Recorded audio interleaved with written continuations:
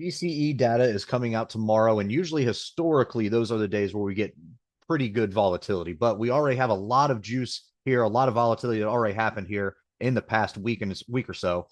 So you got to start thinking, okay, do we start thinking contrarian? Are we start to suck out some of this premium, or is this going to exacerbate this volatility, make it even worse than what it is? Right now, we have a $5 expected move that's kind of priced in by tomorrow, but easily we can see 2 times that. Why do I say that? Because guess what? We had a high low in here of 598 and 584 today. So that's just $15, right?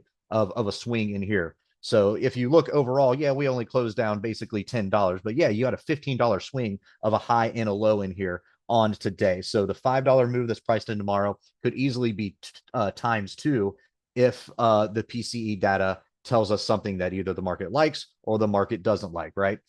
This 585, 586 area that we're currently trading at right now, like we mentioned before, closed at 585. This whole area, the 586, 585s, that's going to be key for us because we got to see if we can gap up and then stay above this tomorrow, right?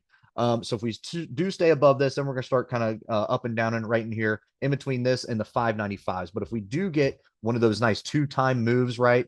And that might be putting us back above the 596s up here. We're off to play with this 9-day EMA, obviously. We're going to fight with that when we come up here. And this lower trend line here. If we get back up, back above the 596 area, then we'll be back inside of our large rising kind of wedge in here.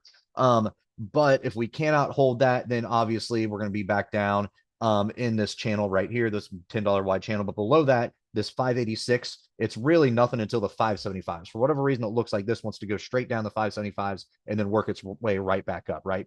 That was a major resistance for us back here in September. It was a nice support all along October, even though we breached it just briefly. And then you can see as we pulled back from that middle of December, right, that early Santa Claus rally that we had, we pulled back, and then right where we touched right here in the mid-January was that 575 mark before we started working our way up, back up to those all-time highs at the 612, 613 area.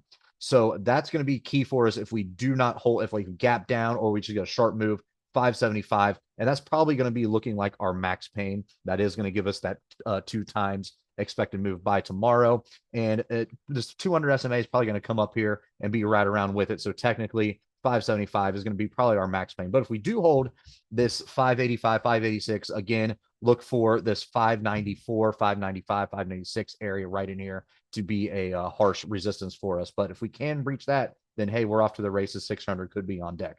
RSI wise, we're looking oversold, right? That's what you're going to happen, or that's what's going to happen when you just have all red days for about a week and a half here, right?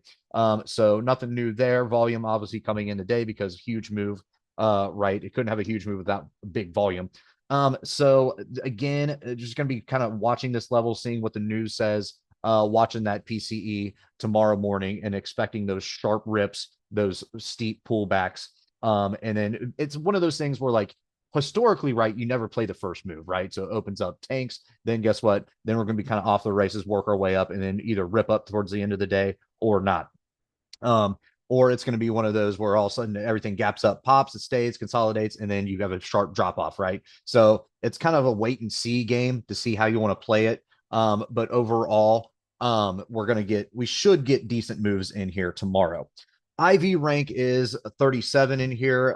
We have a $5 expected move by tomorrow. And if we go out to, let's see, if we go to next week, you have right around a $13 expected move. If you go to March monthlies, $21 expected move, go all the way out to April, $30 expected move. So all in all, we got to wait on that data tomorrow. Watch that 585, 586 level. If not, hold off for 575. If we do hold it, then hopefully we can run up to the 595 area, 596 area, breach that, off to the races for a quick 600, and maybe we can kind of consolidate up there and then get our volatility back to normal, kind of revert back to where we were, get rid of that big expansion that we had, right? So the nice contraction up there, and then see where the market takes us from there. But overall, again, we will see what happens after the data tomorrow.